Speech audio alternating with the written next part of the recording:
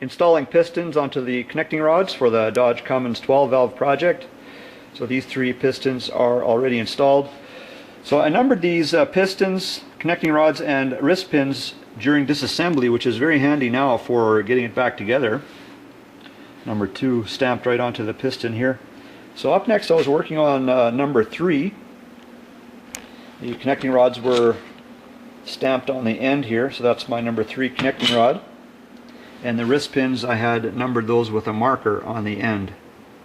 I have to be careful to assemble the piston the correct way onto the wrist pin.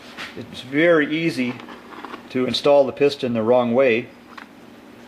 And these pistons are marked front. So right there.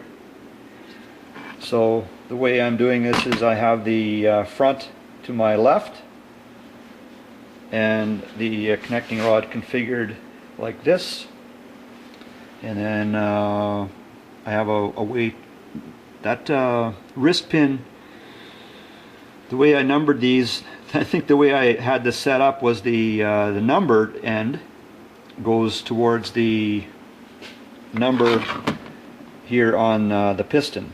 It's been quite a while since I disassembled this, so that's the way I'm reassembling it. So I'll get this camera on a tripod and get this back together.